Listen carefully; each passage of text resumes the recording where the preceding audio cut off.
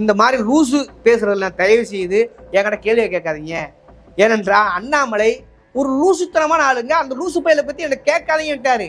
இதை விட ஒரு இடதுசாரி கட்சி தலைவர் இவ்வளவு கோபமூட்டும் அளவுக்கு பேசுகிறார் என்றால் அண்ணாமலையுடைய கேவலமான அரசியல் அயோக்கியத்தனம் என்பதற்கு இதை விட வேறு சான்று இருக்க முடியாது. ஏதாவது நப்பாசை காட்டி நாக்களை தேன தெரியும் ஆள் பிடிப்பது, ஆள் பிடிக்கிற வேலையில் ஒரு மோசமான வேலையில் பாஜக ஈடுபட்டிருக்குது. அண்ணாமலை பற்றியெல்லாம் நீங்கள் தயவு பண்ணி பத்திரிகையாளர் கேள்வி கேட்காதீங்க. அது மாதிரி ஒரு லூசு உலகத்தில் வேறு எவனுமே கிடையாது. அந்த லூசுன்றதை பற்றி ஏன் பேசிட்டு இருக்கு? இந்த ஓபிஎஸ்ங்கிறது மாதிரியான ஒரு மானங்கட்ட, ஒரு துப்புக்கட்ட, கொஞ்சம் கூட அரசியல் அறிவு நாணயம் இல்லாத ஒரு கேடுகட்ட சுயநல சொம்பு யார் என்றால் அது ஓபிஎஸ்க்கு மட்டும்தான் பொருந்தும். ஓபிஎஸ் மாதிரி ஒரு கேவலமான அரசியல் பிறவி வேறு யாருமே இல்லை. ஏனென்றால் இப்படியான ஒரு கடுமையான வார்த்தை பயன்படுத்துவதற்கு என்னை மன்னிக்க வேண்டும்.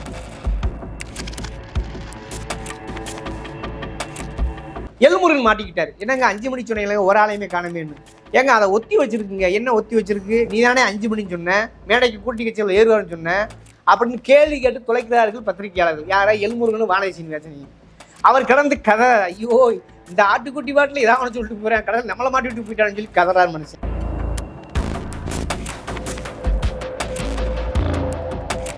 இன்னைக்கு பார்த்தீங்கன்னா இன்னைக்கு ஒரு நபர் முக்கியமாக அந்த வாசன் கட்சியில் இருந்தே அதே உதிரி கட்சி அதிலிருந்து கூட ஒரு முக்கியமான தலைமை நிலைய செயலாளர் அசோகனுங்கிறவர் இன்னைக்கு காங்கிரஸ் நடந்திருக்காரு. இது தேவையா வாசன்? 30 நாளுக்குன்னு ஒரு பெருமையை இப்படித்தாங்க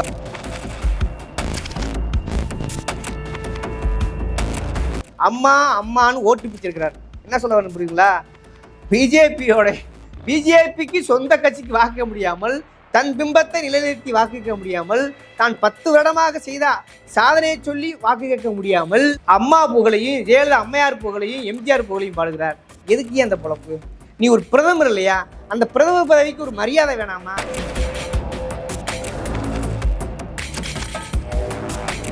திருநாவுக்கரசன் நேற்று ஒரு கேள்வி கேட்டாங்க நிருபர்கள். இப்படி நீங்களும் பிஜேபி போறதா கேள்விப்படாங்களே, நீ எவனாவது நீ பிஜேபி போற கேள்வி கேட்டா செருப்பு கழட்டி அடிப்பேன் இருக்காரு. கிட்டத்தட்ட அண்ணாமலையைத்தான் செருப்பு கழட்டி அடிப்பேன் இருக்காரு. இது தேவையா அண்ணாமலை? உனக்கு யோசிச்சு பாரு.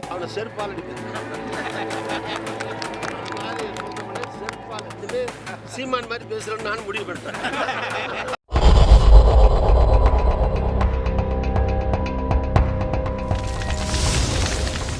வணக்கம், இது சொல் புதிது, நான் உங்கள் தவம். இன்னைக்கு பார்க்க கூட மிக முக்கியமான நிகழ்ச்சி, இந்திய அளவில் பேசக்கூடிய ஒரு அரசியல் நிகழ்வு. என்னன்னா, பல விஷயங்கள் இன்னைக்கு இந்தியாவை உலக நாடுகளை உற்று கவனித்துக் கொண்டிருக்கின்றன. இந்திய மக்களும் உற்று கவனித்துக் கொண்டிருக்கிறார்கள். யார் வெற்றியடைய போகிறார்கள், யார் தோல்வியடைய போகிறார்கள் என்ற ஒரு தேர்தல் கணக்கில் அத்தனை பேரும், அத்தனை அரசியல் விமர்சகர்களும் ஒரு கணக்கு போட்டுக் கொண்டிருக்கிறார்கள். ஆனால் உள்ளபடியே இங்கு என்ன கணக்கை போட்டு ஜெயிக்கலாம் என்பதில் எப்படி வேண்டுமானாலும் ஜெயிக்கலாம், எப்படி வேண்டுமானாலும் வெற்றி பெறலாம் என்கிற நோக்கத்தில் ஒரு கட்சி கணக்கு போட்டுக் கொண்டிருக்கிறது. அதுதான் பாஜக. பாசிச பாஜக என்றால் மிகையல்ல. அதுதான் என்ன நடந்திருக்கு தமிழ்நாட்டில் வந்திருக்குன்னா, தமிழ்நாட்டில் மோடி அவர்கள் வருகின்றிருக்கிறார். குறிப்பாக கோயம்புத்தூர் பல்லடத்தில் ஒரு பொதுக்கூட்டம், அதாவது அண்ணாமலை அவர்கள் போட்ட பாத யாத்திரை நிறைவு விழாவில் மோடி அவர்கள் கலந்து கொண்டு பேசினார். நல்லா கவனிங்க, அவர் இந்தியில் பேசினார். ரொம்ப நல்லா கவனிங்க, இந்தியில் பேசுகிற பொழுது ஒரே விசிலடி சத்தம், கைதட்டு பயங்கரமாக இருந்தது. அப்படியே பார்த்தீங்கன்னா தமிழில் பேசும்போது, அதை மொழிபெயர்த்தால தமிழில் பேசும்போது பார்த்தீங்கன்னா கப்சுப், அப்படி யாரும் கைதட்டவில்லை. எப்படா இந்தியில் பேசும்போது ஒரே மாதிரியாக கடுமையாக கைதட்டாங்கன்னு பார்த்தா அப்புறம் தான் ஒரு உண்மை உரியுது. நம்ம ஆட்டுக்குட்டி அண்ணாமலை செஞ்ச வேலை என்னன்னு தெரியுது. என்னன்னா, வடநாடுகளில் மேக்சிமம் வடநாட்டில் எப்படி குறிப்பாக வடக்கன்ஸ், குறிப்பாக சங்கிகளாக இருக்கக்கூடிய படிக்காத முட்டாள்களை கூலி தொழிலாளராக பயன்படுத்துகிறார்களோ, அதே போல் நம்ம மேற்கு மண்டலத்தை பார்த்தீங்கன்னாக்க அங்கே இருக்கக்கூடிய தொழிலாளர் இருக்காங்க இல்லையா, வடக்கன்ஸ் இருக்காங்கல்ல, புலம்பர் வேலைக்கு வர்றவன், பானிபூரி விற்கிறவன், கம்பெனிகளில் கொத்தடிமையாக இருக்கிறவன், இவங்களை பூராத்தையே பேருந்தா அள்ளிட்டு போயிருந்துருக்காங்க. இவங்களை பூரா கூட்டி போய்தான் என்ன பண்ணியிருக்காங்க, பல்லடத்தில் ஒரு மாநாட்டையும் போட்டிருக்காங்க. இப்போ புரியுதா இந்தியில் ஏன் கைதட்டினார்கள், தமிழில் ஏன் அமைதியாத்தார்கள்னு? பிஜேபி கட்சிக்காரன் இருந்தால் கூட மோடி பேசுறதுக்கு தமிழில் கைதட்டாமல் இருக்கிறது தான் தமிழ்நாடு. ஒரு வடக்கனாக இருக்கக்கூடிய பிரதமர் மோடி பேசும்போது வடக்கன் கைதட்டாமல் இருப்பானா? ஏன் வடநாடு தேஞ்சு போயிருக்கு, நாசமாக போயிருக்குன்னு இப்போ புரியுதா? அதுக்கு நல்ல உதாரணம் தான் இன்னைக்கு பல்லடத்தில் இந்த மாநாடுடைய வெற்றி அப்படின்னு சொல்லலாம். இது ஒரு பக்கம் இருக்குது. அதில் என்ன நடந்ததுன்னு பார்த்தீங்கன்னா, முதல் நாள் ஈவினிங் பேசுகிறார் யார், அண்ணாமலை அவர்கள். நாளைக்கு சாயங்காலம் 5 மணிக்கு ஒரு ஷாக் இருக்குது, நடக்கிறத பாருங்க அப்படின்றார்.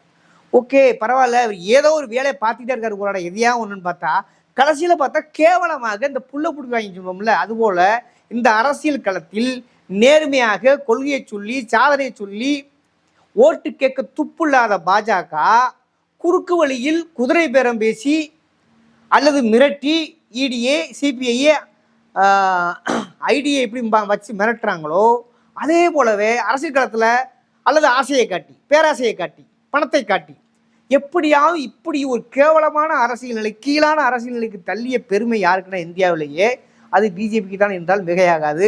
அதன் அந்த வலையில் பேராசை குறிப்பாக மிரட்டியல்ல இந்த இடத்த பொறுத்த பேராசையை காட்டி யாரே விஜயதரணியை, அது பேராசையில் பெரும் இது எதிர்பார்க்கக்கூடியது. 3 முறை எம்எல்ஏ இருந்தது பத்தாது, மகிழா காங்கிரஸோட தலைவியாக இருந்தது பத்தாது, கவர்னர் பதவி வேணும் அல்லது எம்பி பதவி வேணும், நீங்கள் சொன்னீங்கன்னா நான் அங்கே வர்றேன்.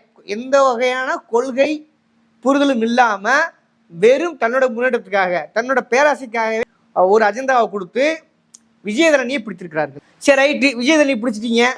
விஜயதரணியை நான் பீஸ் போகாத பல்ப்பு, நான் பிரகாசம் எல்இ லைட்டுன்னு சொல்கிறாங்கல்ல, அந்த எல்இ லைட்டை ஏயா நீங்கள் கோயம்புத்தூர் மாநாடு கூட்டி வர முடியல அப்படின்னு கேள்வி இருக்கா இல்லையா? ஆக அந்த எல்இடி லைட்டு கூட எப்படின்னாக்க அண்ணாமலை சுவிட்சு போட்டு எரியவில்லை, நான் டெல்லியில் சுவிட்சு போட்டாத்தான் எரிவேன்னு சொல்லி எரிஞ்சிருக்காங்க. யார்? இந்த விஜயதரணி. இப்போ விஜயதரணி கூட அண்ணாமலையின் தொலைநோக்கு பார்வையால் அவர் வலையில் சிக்காதவராக விஜயதரணி இருக்கிறார். அதையெல்லாம் தாண்டி அண்ணாமலைக்கு ஆப்பு வைக்கக்கூடியவராகவும் முடிஞ்சால் அண்ணாமலை பதவியை தலைவர் பதவியை வாங்குவதாக அல்லது கவர்னர் பதவியை வாங்குவதாக அல்லது எம்பி சீட்டு உறுதி கொடுக்கப்பட்டுத்தான் கட்சிக்குள் வந்திருக்கிறார் என்பது லேட்டஸ்ட் அப்டேட் செய்தி.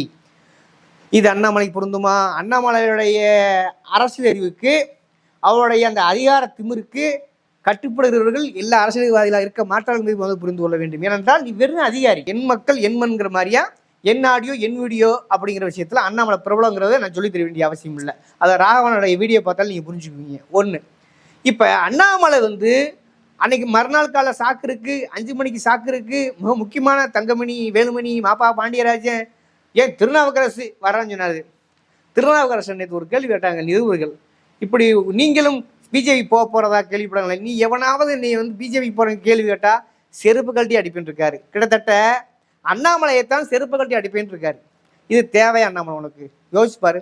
நீ ஒரு அதிகாரம் இருந்தீன்னா அந்த அதிகாரத்தை தொடர்ந்து தக்க வச்சுக்க பார்த்துக்கணும், அல்லது அரசுக்காரனாக இருந்தால் பிஜேபியில் ஏதாவது உள்கட்டமைப்பு தக்க வச்சுக்க பார்த்துக்கணும். அதை விட்டுட்டு அரசியலுக்கு இப்படி கேவலப்படணுமா?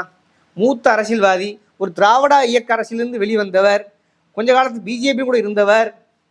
ஆனால் நீ காங்கிரஸில் வந்தவர், அவரவே நீ டென்ஷனாக வச்சு விட்டியே. ஒரு மூத்த பழுத்த அரசியல்வாதி டென்ஷனாக விட்டு இப்போ திருநாவுக்கரசுடைய கையாலேயே ஆட்டுக்குட்டி செருப்படி வாங்கியிருக்கின்றால் அது மிகையில நண்பர்களே. அதான பொருள்.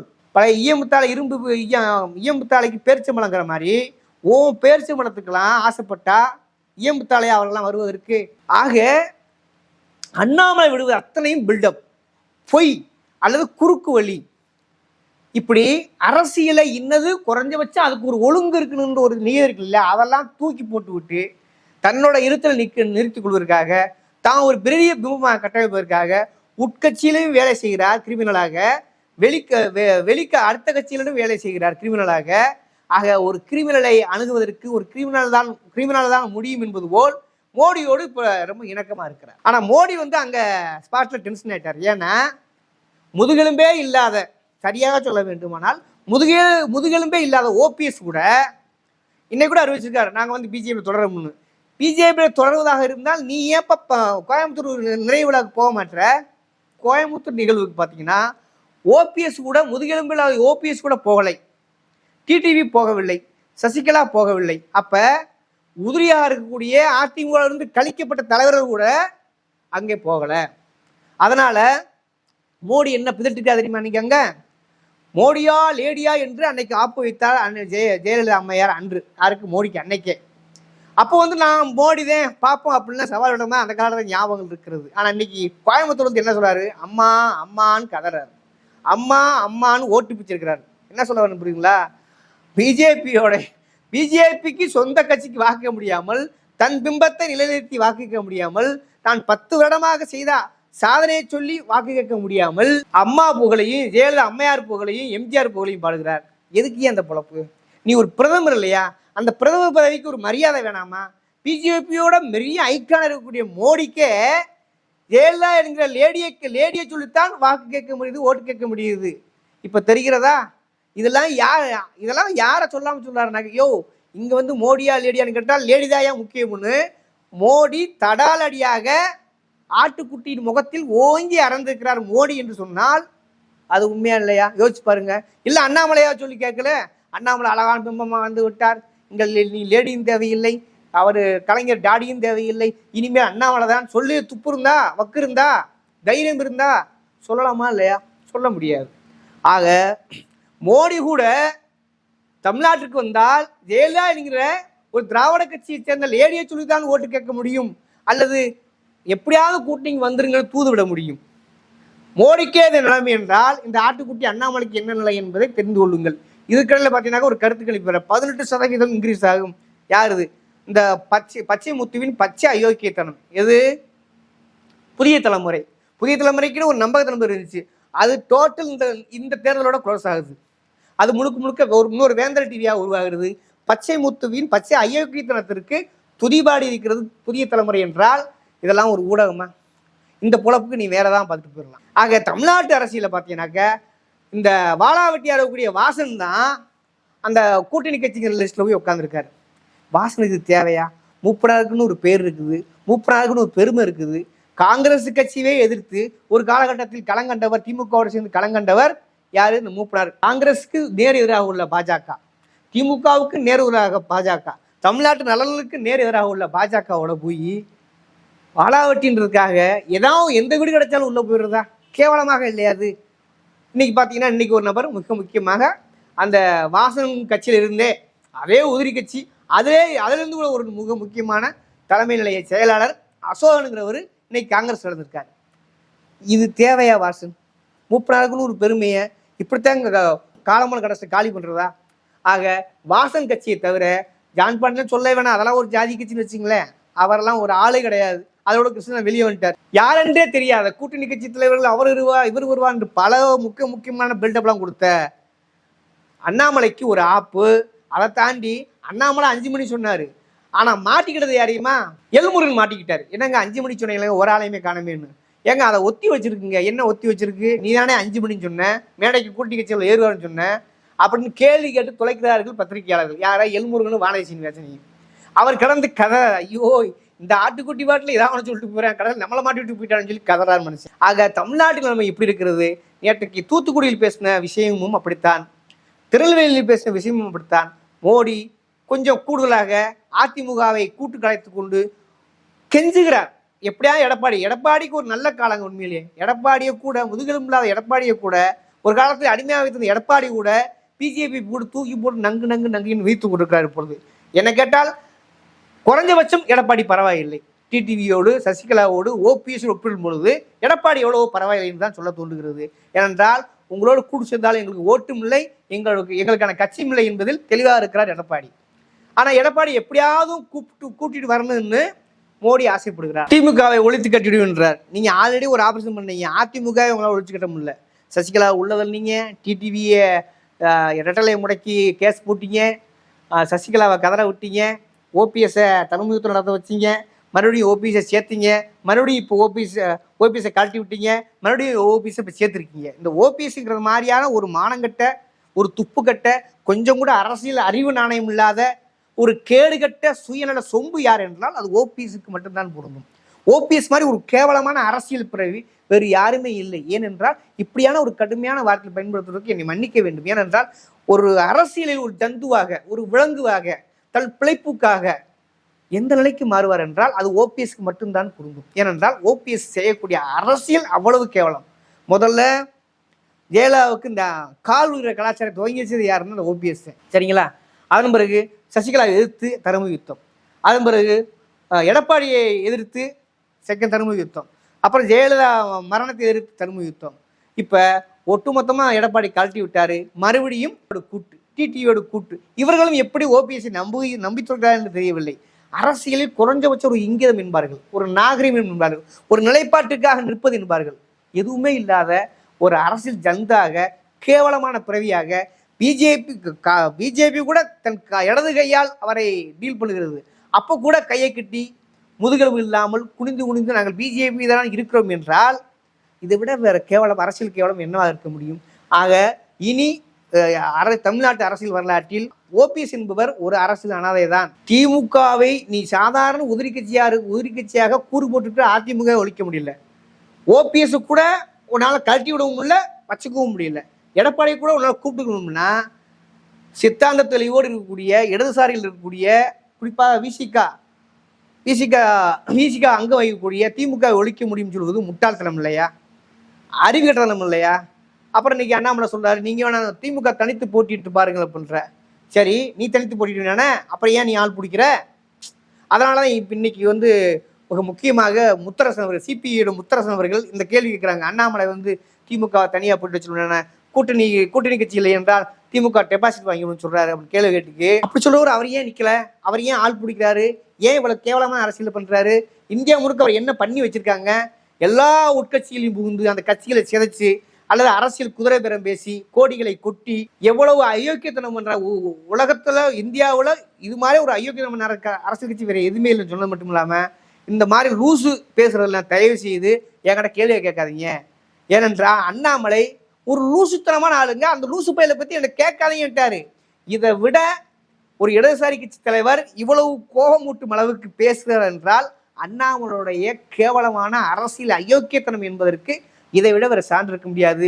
திரும்பவும் நான் முத்தரசு சொல்வதை அப்படியே வழிமொழிகிறேன். அரசியலில் ஒரு லூசு யார் என்றால், அரசியலில் ஒரு தன் கிறுக்குத்தனத்தையே தன் மேதாவித்தனமாக கட்டமைக்கக்கூடிய ஒரு ஆடு யார் என்றால், சிங்க வேஷம் போடுகிற ஆடு யார் என்றால் அது அண்ணாமலை தான். இந்த அண்ணாமலையின் முகத்திரையை, அவருடைய ஆளுமையை, அவருடைய கேவலமான அரசியல் பிளப்பை, தன்னை தக்க வைத்துக் கொள்வதாக எதை வேண்டுமான பேசக்கூடிய அரசியல் கீழ்த்தரத்தை அவரது பாணியிலேயே தோழர் முத்தரசன் அவர்கள் போட்டு உடைத்திருக்கிறார். அவர் அண்ணாமலையை லூசு என்று அறிவித்திருக்கிறார். இதற்கு மேலேயும் அண்ணாமலையெல்லாம் பதில் சொல்ல துப்பில்லை. குறைஞ்சபட்ச அரசியல் நிலையத்தோடு செயல்பட்டால் நல்லது. இல்லை என்றால் தோழர் முத்தரசன் சொல்வது போல்தான் இந்த லூசுகளெல்லாம் பார்க்க வேண்டிய காலகட்டத்தில், கால கொடுமையில், அரசியல் கொடுமையில் தமிழ்நாடு இருக்கிறது நினைக்கும் போது கொஞ்சம் வெக்கமாகத்தான் இருக்கிறது. அதனால் அண்ணாமலை ஒருபோதும் தமிழ் மன்னருக்கான ஆளும் அல்ல, சமூக நீதிக்கான ஆளும் அல்ல, பிஜேபிக்கு கூட உண்மையா இருக்கக்கூடியவர்கள் அல்ல. ஏனென்றால் பிஜேபி உள்ள உட்கட்சியில் இன்னைக்கு அவர் மேல உள்ள புகார்கள் எண்ணற்றவை. ஆக தமிழ்நாடு அரசியல் வரலாறு என்பது கொஞ்சம் தெல்ல தெளிவாக கண்காணிக்க வேண்டிய இடம். பல புல்லுருவிகள், பல அரசியல் ஜந்துக்கள் களம் காணுகின்றன. அதனால் யார் பாசிசத்தை ஒழிப்பார்கள், யாரால் பாசிசத்தை வீழ்த்த முடியும், அதற்கு குறைஞ்சபட்ச கொள்கை கூட்டணி எது என்பதை தமிழ்நாடு மக்கள் தெல்ல தெளிவாக இறுதி செய்ய வேண்டிய காலகட்டத்தில் இருக்கிறோம். தயவுசெய்து இறுதி செய்யிடுங்கள், நல்ல முடிவெடுங்கள். ஏனென்றால் இந்தியாவுக்கே வழிகாட்டியாக, பல நேரங்களில் முற்போக்கு மாநிலமாக, பல நேரம் சமூக நீதி வழிகாட்டியாக இருந்தது தமிழ்நாடு தான். அப்படியான ஒரு தமிழ்நாட்டில் இந்த ஆட்டுக்குட்டி போன்ற அரசியல் இலைகளை, மோடி போன்ற அரசியல் தற்குறிகளை உள்ளே நுழைவிடுவது மிகப்பெரிய ஆபத்து. வரலாறு ஒருபோதும் பின்னோக்கி செல்லாது, பின்னோக்கி செல்ல விடக்கூடாது என்பதால், முன்னோக்கி செல்ல வேண்டும் என்பதால் தயவு செய்து இந்த 2024 இறுதித் தேர்தல் சொல்வதற்கு காரணம் இருக்கிறது. தமிழ்நாட்டு அரசியலும் எப்படிப்பட்டாவது சீர்குலைக்க வேண்டும் என்று சங்கிகள் திட்டமிட்டுக் கொண்டிருக்கிறார்கள். அதற்கு ஒருபோதும் தமிழுக்கு இடம் கொடுக்கக்கூடாது என்பது மட்டும்தான் என இறுதி கொண்டுகள். இதுபோல் தொடர்ந்து பேசுவோம். நன்றி, வணக்கம்.